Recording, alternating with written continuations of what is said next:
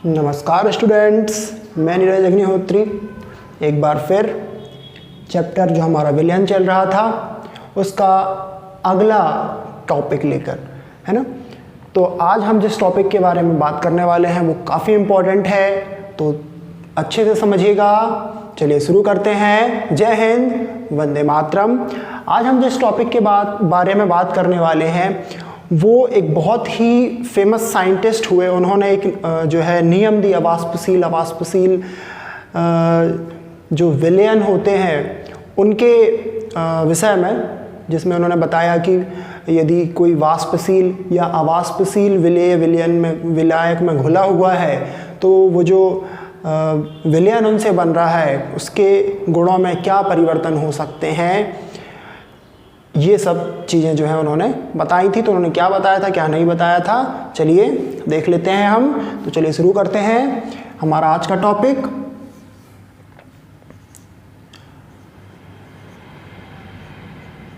Raoult के नियम। अब देखिए, राउल्ट के नियम को समझने से पहले थोड़ा सा हमें बेसिक चीज़ों को जानना पड़ेगा जो कि राउल्ट के नियम में यूज़ हुई हैं, क्योंकि यदि हम डायरेक्टली नियम में जाते हैं तो कुछ वर्ड्स ऐसे होंगे जिसे शायद हम उस टाइम पर समझ ही ना पाए कि इन शब्दों का मतलब क्या है। तो सबसे पहले मैं आपको समझाने वाला हूँ संघनन प्रक्रम। अब भाई ये संघनन प्रक्रम क्या होता है ना। तो पहली चीज़ जो हमें समझनी होगी वो है संघनन प्रक्रम। हमने देखा है वाष्पन मतलब इवेपोरेशन, है ना। वाष्पन मतलब क्या है, जो विलयन है या कहना चाहिए पानी है, आप उसे मान लीजिए पानी गर्म होता है या हम उसे गर्म करते हैं तो आपने देखा है कि वाष्प का बनना होता है ना। तो वाष्प का बनना भाई वाष्पन है, सीधी सी बात है। अब वाष्पन से उल्टा जो प्रक्रिया होगी उसे हम संघनन बोलेंगे। मतलब जो वाष्प बन रही है, जो भाप बन रही है, यदि वो भाप जो है ठंडे तापमान से होकर गुजरे या उसे हम ठंडा करें, उस भाप को हम ठंडा करें, तो वो संघनित होकर पानी की बूंदों के रूप में हमें दोबारा से मिल जाएगी। तो मतलब जो संघनन प्रक्रम है वो वाष्पन प्रक्रम का ऑपोजिट है, ठीक है। जिसे हम इंग्लिश में हमें मालूम है, इसे हम बोलते हैं कंडेंसेशन।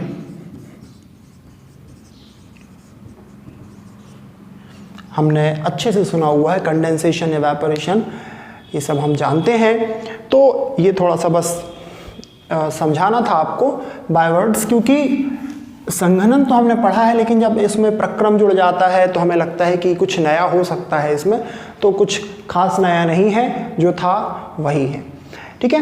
अब इसके बाद जो हमें पढ़ना है वो है वाष्प दाब। तो पहले मैं वाष्प दाब की परिभाषा लिख लूँ, उसके बाद मैं आपको बता देता हूँ। तो भाई अगला है वाष्प दाब। अब ये वाष्प दाब क्या है भाई, तो देखिए होता क्या है, पहले मैं एक्सप्लेन कर देता हूँ, उसके बाद मैं डेफिनेशन लिख दूंगा। तो डेफिनेशन के जो वर्ड्स हैं उसके थ्रू आपको समझा दूंगा। तो देखिए वाष्प दाब क्या होता है, कोई भी विलयन है, ठीक है। विलयन जो है दो चीज़ों से मिलकर बना हुआ है, विलेय और विलायक, ये तो हमें पता है। अब होगा क्या कि जो विलयन है जब उसे हम गर्म करते हैं या वाष्पित अवस्था में आने वाला है कोई विलयन, तो उसमें कुछ ऐसे कण होंगे जो कि वाष्पित होने के लिए तैयार होंगे और कुछ ऐसे कण होंगे जो कि वाष्पित नहीं हो रहे होंगे, ठीक है। तो अब जो पानी का जो सबसे ऊपर का जो सतह होता है ना, हमने पृष्ठ तनाव सब पढ़ा हुआ है, तरल दाब सब पढ़ा हुआ है। तो जो ऊपर की जो सतह होती है उस पर जो वाष्प है और जो तरल है ना, जो वाष्प है मतलब जो वाष्प बन के ऊपर उड़ने के लिए तैयार है वाष्पीकरण के कारण, तो उस वाष्प के कण और तरल के कण मिलकर द्रव के ऊपर की सतह पर जो है जमे हुए होते हैं और ऊपर की सतह से जो है वो दाब लगाते हैं। मेनली यहाँ पर वाष्प के कण हमें जो है वो कंसीडर करना है कि वाष्प के कण जो है वो तरल की ऊपरी सतह पर जमे होते हैं और उस ऊपरी सतह पर एक दाब आरोपित करते हैं जिसे हम बोलते हैं वाष्प दाब। तो डेफिनेशन मैं लिख देता हूं जिससे जो है कंफ्यूजन ना हो। डेफिनेशन वाइज यदि हम समझें इसको तो डेफिनेशन है निश्चित ताप पर किसी द्रव के पृष्ठ पर, निश्चित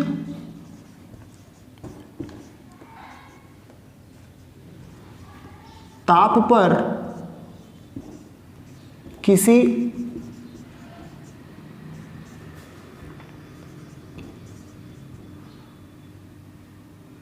द्रव के पृष्ठ पर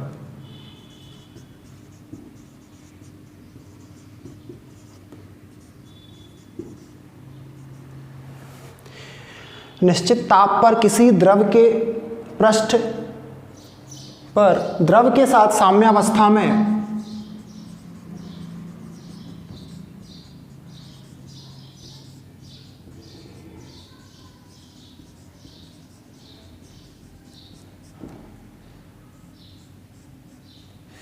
द्रव के साथ साम्यावस्था में उपस्थित वाष्पों द्वारा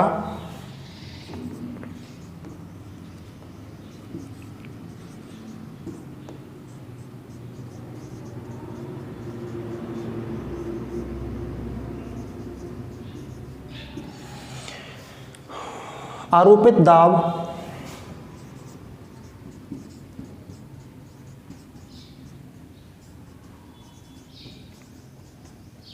शुद्ध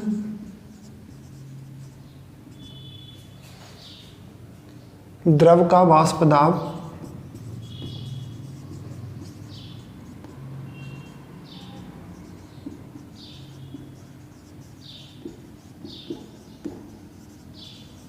कहलाता है।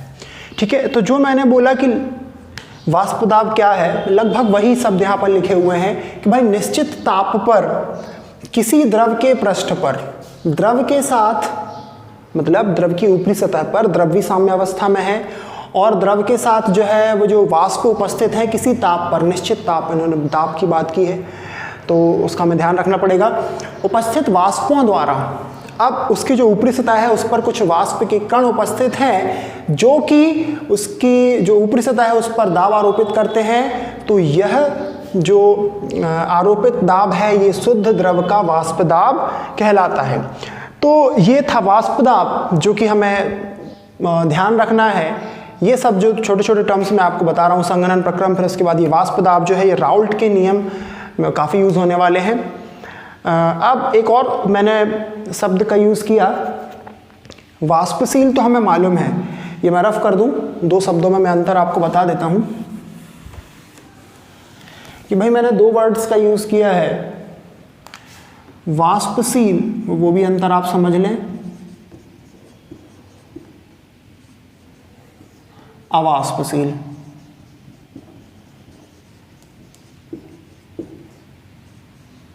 अब ये वाष्पशील अवाष्पशील क्या होता है? वाष्पशील मतलब कि ऐसा द्रव या ऐसा पदार्थ जो कि वाष्पित हो सकता है ना। मतलब ये जो वाष्पशील पदार्थ होंगे ये वाष्पित हो सकते हैं, वाष्पित हो सकते हैं, ठीक है ना। लेकिन अवाष्पशील ऑपोजिट होगा, सीधी सी बात है। वाष्पशील यदि वाष्पित हो रहे हैं तो अवाष्पशील वाष्पित नहीं होंगे, है ना। तो अवाष्पशील जो है वो वाष्पित नहीं होते, सिंपल है भाई। ऑपोजिट वर्ड समझ में आ रहा है हमें ये तो यदि वाष्पशील वाष्पित होते हैं तो अवाष्पशील वाष्पित नहीं होंगे। अब जरा एक एग्जांपल से मैं आपको समझाता हूं कि यदि हम एक विलयन बनाते हैं जिसमें विलेय जो है वो शक्कर है और विलायक जो है वो पानी है, और उसे हमें मालूम है कि जो शक्कर है वो वाष्पित नहीं होती।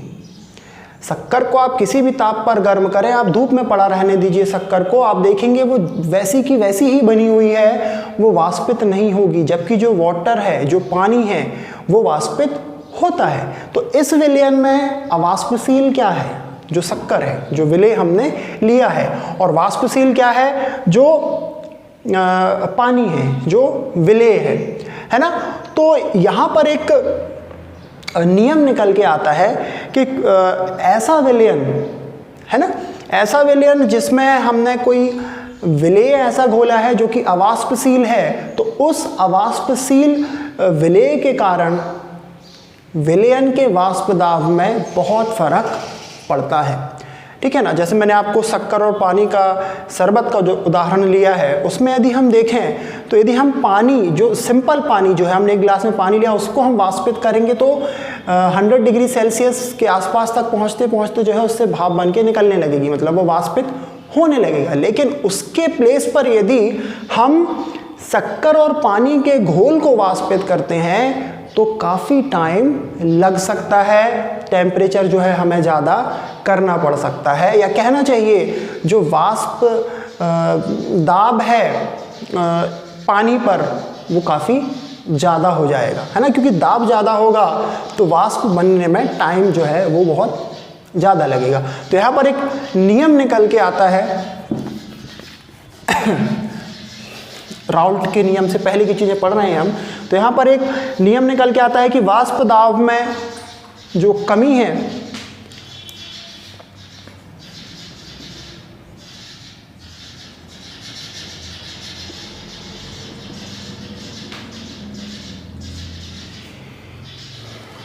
ये विलेय के द्रव्यमान के समानुपाती होती है।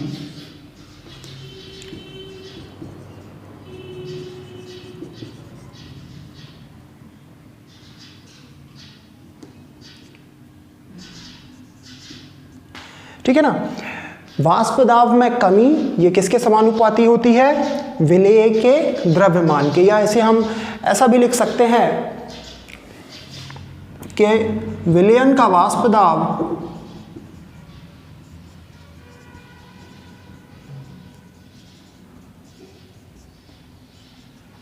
जो है वो व्युत्क्रमानुपाती होता है विलेय के द्रव्यमान के।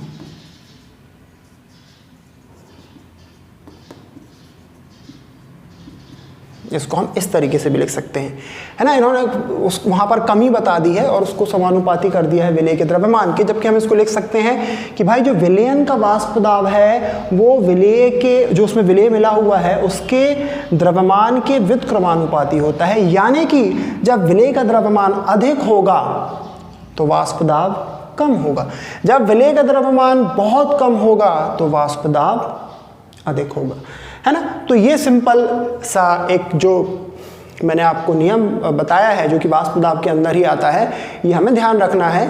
ये सारी चीज़ें जो है वो राउल्ट ने कहीं ना कहीं अपने नियमों में यूज़ की हैं, इसलिए हम इन्हें पढ़ रहे हैं। चलें, अब राउल्ट जो थे उन्होंने जो नियम दिए थे वो एक अंगी विलयन के लिए तो दिया ही था उन्होंने, द्विअंगी और त्रिअंगी विलयन के लिए भी दिया था। अब हमें यहाँ पर एक टर्म और जो है याद रखनी पड़ेगी, मोल प्रभाज। मोल प्रभाज हमने देखा था क्या होता है, जैसे मान लीजिए विलेय और विलायक मिलकर एक विलयन को तैयार करते हैं, तो विलेय का मोल प्रभाज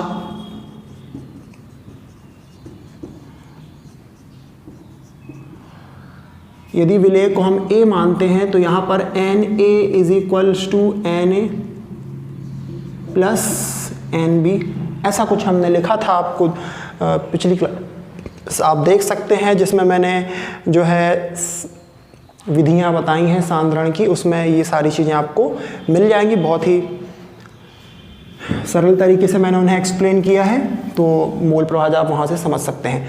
अब आते हैं हम राउल्ट के नियम पर, तो मैं पहले जो है वो नियम लिख लेता हूँ, उसके बाद अच्छे से आपको एक्सप्लेन कर दूंगा।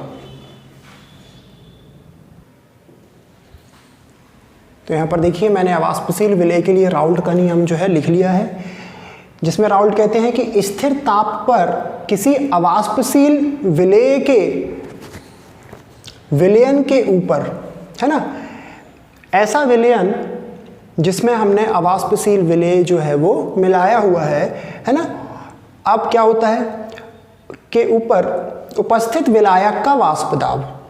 अब भाई हमने विलेय जो है ऐसा लिया है जो कि अवाष्पशील है, जैसे शक्कर की बात हम कर रहे थे, ऐसा जो है विलेय लिया हुआ है जो कि किसी विलायक में, वो पानी भी हो सकता है या कोई और ध्रुवीय विलायक भी हो सकता है, तो उसमें जब हम मिलाते हैं तो जो विलायक का वाष्प दाब होता है, किसका वाष्प दाब? विलायक का वाष्प दाब विलायक के मोल प्रभाज के समानुपाती होता है ना। हम ऐसे विलयन की बात कर रहे हैं जिसमें जो विलेय है वो अवाष्पशील है, ठीक है। तो एक स्थिर ताप या निश्चित ताप पर जो विलायक उसमें मिलाया है हमने, उसका वाष्प दाब विलायक के ही मोल प्रभाज के समानुपाती होता है, ठीक है, होता है ना। यहाँ पर हमें जो है वर्ड्स का ध्यान रखना होगा कि विलायक का वाष्प दाब विलायक के मोल प्रभाज के समानुपाती होता है। तो यदि A विलायक लिया है हमने एवं B विलेय हो, तब क्या होगा कि भाई जो विलायक का वाष्प दाब यानी Pa जो है वो XA मतलब मोल प्रभाज विलायक के ही मोल प्रभाज के समानुपाती होता है। और आपको मालूम है जब हम समानुपाती का चिन्ह हटाते हैं तो कोई भी एक स्थिरांक या कांस्टेंट हमें लेना पड़ता है। तो हमने यहाँ पर K लिया है, कांस्टेंट के लिए K लिया हमने यहाँ पर। अब यदि विलायक शुद्ध हो, शुद्ध विलायक से मतलब है कि वहाँ पर विलेय मिक्स किया ही ना हो, हमने केवल विलायक ही मौजूद हो, मतलब कि केवल पानी यदि है तो वो शुद्ध विलायक माना जाएगा। विलयन में केवल पानी मौजूद है मतलब विलायक मौजूद है तो वो शुद्ध माना जाएगा। तो यहाँ पर जो उसका मूल प्रभाज होता है वो 1 होता है। अब यदि हम एक यहाँ पर x की जगह x a की जगह पर पुट करते हैं तो सीधे सीधे जो है वो k बराबर आता है p a और यहाँ पर हमने 0 लगाया है। इसका मतलब जो p a और ये 0 दिख रहा है ये शुद्ध विलायक का वाष्प दाब माना जाता है, p a 0। यदि हम इसको सिंबॉलिकली रिप्रेजेंट करते हैं तो शुद्ध विलायक के वाष्प दाब को इस सिंबल से जो हम शो कर सकते हैं। राउल्ट ने ऐसा बताया। अब ठीक है, तो k का वैल्यू कितना आ गया p a और यहाँ ऊपर हमने 0 लगा दिया, 0 कह सकते हैं उसे। अब मैंने जब k की वैल्यू को इधर पुट किया तो ये क्या मिलता है मुझे, p a is equals to यानी कि विलायक का दाब बराबर है शुद्ध विलायक के वाष्प दाब और मोल प्रभाज के गुणन के, ठीक है। तो ये था राउल्ट का पहला नियम जिसमें उन्होंने किसी अवाष्पशील विलेय के किसी विलयन में मिक्स होने के विषय में क्या हो सकता है उसके बारे में बताया था। अब हम इन्हीं का सेकंड जो है नियम देख लेते हैं। तो मैं इसे रफ कर देता हूँ और उसे लिख लेता हूँ, फिर उसके बाद आपको समझा दूंगा मैं।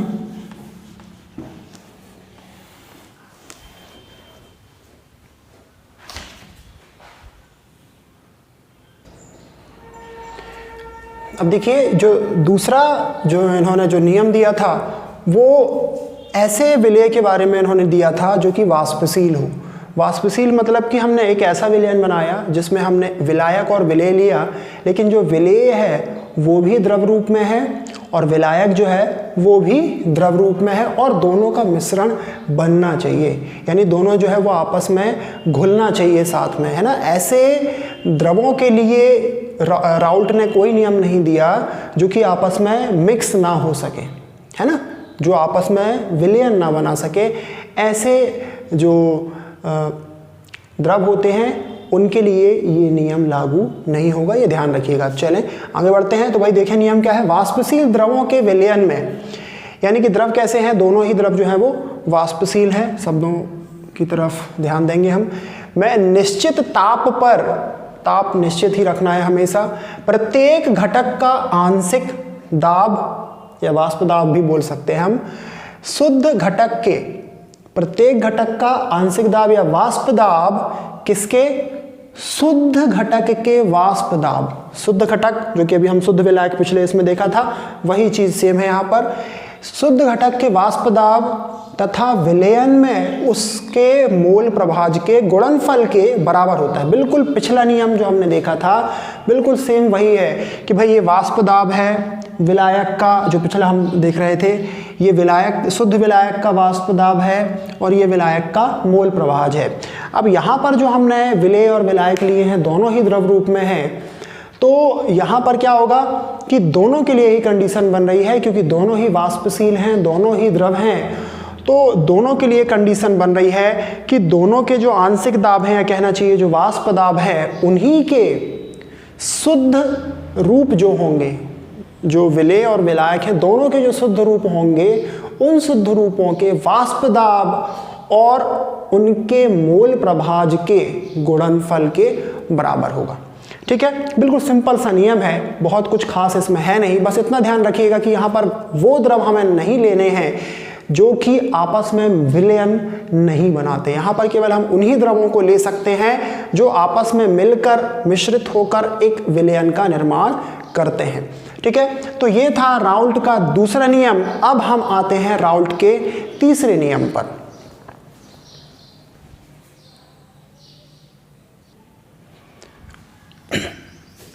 देखिए, जो थर्ड नियम है उन्होंने किसके लिए दिया? दो या दो से अधिक वाष्पशील एवं मिश्रणीय द्रवों के लिए। ठीक है, तो यहां पर क्या लिखा हुआ है कि दो या दो से अधिक वाष्पशील एवं मिश्रणीय द्रवों के विलयन, कौन से? वाष्पशील एवं मिश्रणीय द्रवों के विलयन में प्रत्येक घटक का वाष्प दाब, प्रत्येक घटक का वाष्प दाब मतलब Pa और Pb, दो घटक हैं, तीसरा होता है तो Pc लिख लीजिए, उस घटक के मोल प्रभाज के समानुपाती। तो भाई XA, XB और XC, बिल्कुल सिंपल है ना। प्रत्येक घटक, यदि दो से ज्यादा है तो Pa, Pb, Pc ले लिया हमने, और XA, XB, XC ले लिया हमने, और समानुपाती है तो समानुपाती का चिन्ह हमने लगा दिया। अब इसका आगे क्या मतलब होता है ये हम पढ़ चुके हैं। इसका मतलब होता है Pa is equals to Pa0 XA, और इसका मतलब होता है Pb is equals to Pb0 XB, और इसका मतलब क्या होगा? Pc is equals to Pc0 XC। बिल्कुल सिंपल है, इसमें कुछ टफ नहीं है, बिल्कुल जैसे हमने पहला नियम पढ़ा था लगभग वैसा ही है, या कहना चाहिए जो हमने सेकेंड पढ़ा था उसी के जैसे ये नियम भी चल रहा है। अब यदि हम एक ऐसे अब हमें मान लीजिए कि विलयन का वाष्प दाब बताना है। अभी तक हमने विलायक का वाष्प दाब जो है देखा, राउल्ट जो है वो विलायक के वाष्प दाब के बारे में बात करते रहे, है ना। तो थोड़ा सा आगे बढ़ते हैं हम, राउल्ट के नियम से ही रिलेटेड चीज़ें हैं। मान लीजिए भाई एक विलयन है, इसको मैं रफ कर देता हूं। माना विलयन का आंशिक दाब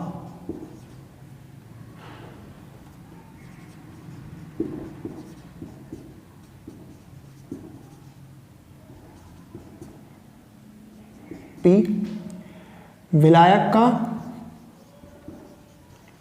आंशिक दाब है भाई Pa, विलेय Pb। तो डाल्टन के नियमानुसार, तो डाल्टन ये कहते हैं कि भाई जो विलयन का जो आंशिक वाष्प दाब होता है वह उसमें मिश्रणीय विलेय और विलायक के आंशिक वाष्प दाबों के योग के बराबर होता है। तो ये कहते हैं कौन? डाल्टन। तो डाल्टन के अनुसार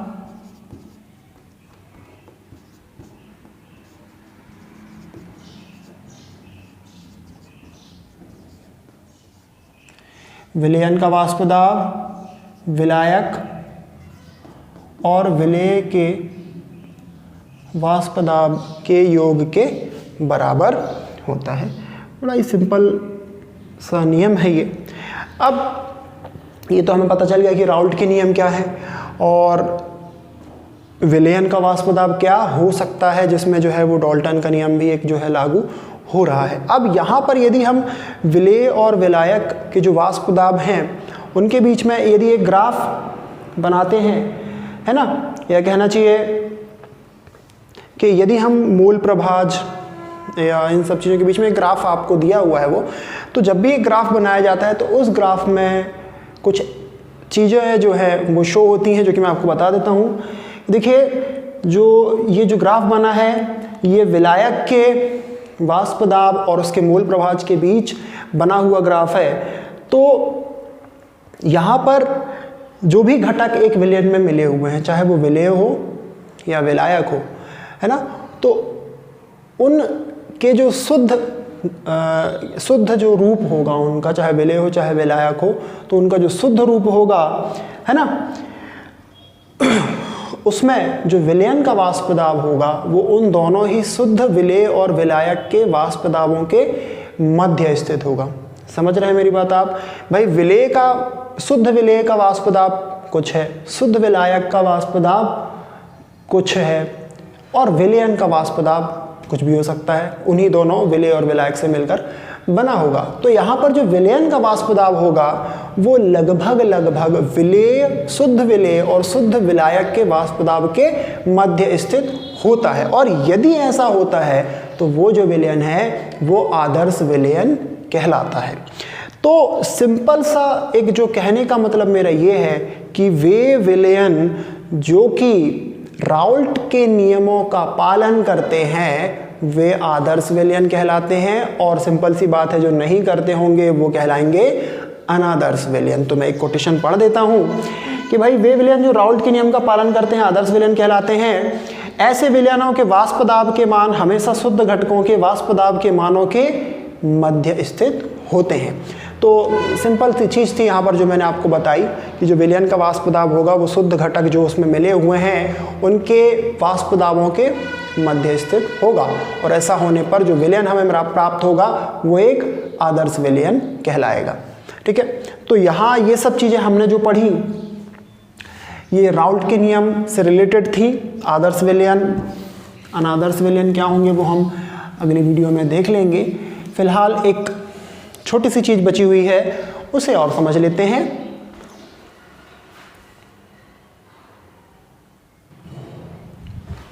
अब यहाँ देखिएगा जो अगली चीज़ मैं आपको समझाने वाला हूँ वो है एक अवाष्पशील विलेय वाले विलयन में जो वाष्प दाब में अवनमन, अवनमन से मतलब है कमी जो है ना, उसके बारे में हम बात करने वाले हैं। तो देखिए हम जानते हैं PA is equals to PA0XA, ये राउल्ट के प्रथम नियम से हम कर चुके हैं। अवाष्पशील विलेय वाला जो विलयन का जो पहला नियम था उसके हिसाब से हम आगे बढ़ रहे हैं, है ना, क्योंकि हमने लिखा ही है भाई अवाष्पशील विलेय के लिए।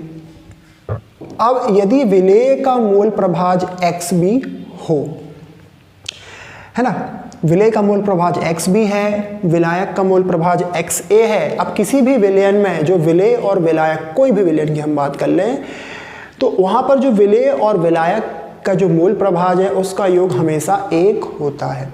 ठीक है, ले लिया भाई हमने XA plus XB is equals to 1। यहाँ पर XB को ट्रांसपोज किया तो मिलता है XA is equals to 1 minus XB, और यहाँ पर 1 और 2 मैंने इक्वेशन बनाए हैं। तो 1 और 2 जो है, यदि मैं 1 में 2 की value XA is equals to 1 minus XB put करता हूँ तो यहाँ पर मुझे XA की प्लेस पर 1 माइनस XB जो है वो मिलता है, और जब PA का गुणा किया जाता, PA0 का गुणा किया जाता है तो यहाँ पर ये मुझे इक्वेशन देखने को मिलता है। अब मैंने क्या किया, यहाँ पर फिर से ट्रांसपोज किया है, पक्षांतर किया है। इस मान को मैंने इधर पक्षांतर किया है और इस मान को मैंने उधर पक्षांतर किया है, जिससे साइन में हमसे कोई गड़बड़ी ना हो। तो ये ऋण से धन हो गया और ये धन से ऋण हो गया, ये देखिए। फिर यहाँ पर PA0 जो था गुणे से मैंने उसको भाग में लेके गया हूँ, पक्षांतर करने के बाद मल्टीप्लाई से वो डिवाइड में चला गया। तो यहाँ पर मुझे एक समीकरण मिला XB is equals to P0A minus PA upon PA0। यहाँ पर जो P मैं लिख देता हूँ, PA0 माइनस PA है, ये वाष्प दाब में अवनमन को दर्शाता है कि वाष्प दाब में कितनी कमी हो रही है। और इसके बाद एक और जो है PA0 minus PA upon PA0, ये है वाष्प दाब में आपेक्षिक अवनमन। आपेक्षिक कब आता है, जब हम तुलना कर रहे होते हैं, है ना। तो यह है वाष्प दाब में आपेक्षिक अवनमन। अब भाई ये तो हमने फाइंड कर लिया है, लेकिन इसका मतलब क्या है। तो जो राउल्ट का पहला नियम था उसमें हम थोड़ा सा चेंज यहाँ पर कर सकते हैं। तो भाई कैसा चेंज कर सकते हैं, तो सुन लीजिएगा कि अवाष्पशील विलेय वाले विलयन के लिए, अवाष्पशील विलेय वाले विलयन के लिए किसी निश्चित ताप पर वाष्प दाब में आपेक्षिक अवनमन, वाष्प दाब में आपेक्षिक अवनमन विलेय के मोल प्रभाज के बराबर होता है। ठीक है ना। तो क्या है, अवाष्पशील विलेय वाले विलयन के लिए जो वाष्प दाब में अवनमन है वह विलेय के मोल प्रभाज के बराबर होता है। तो ये जो था वाष्प दाब में अवनमन और राउल्ट का नियम, उससे हमने जो है पहले नियम को विलेय के लिए ज्ञात कर लिया, यदि विलेय का मोल प्रभाज हमें पता करना है तो ये सारी चीज़ें जो थी जो कि काफ़ी इम्पोर्टेंट है, राउल्ट का नियम और जो भी चीज़ें मैंने आपको समझाई हैं, तो ध्यान से समझिएगा, देखते रहिए, घर पर रहिए, स्वस्थ रहिए। जय हिंद, वंदे मातरम। मिलते हैं अगली क्लास में। धन्यवाद।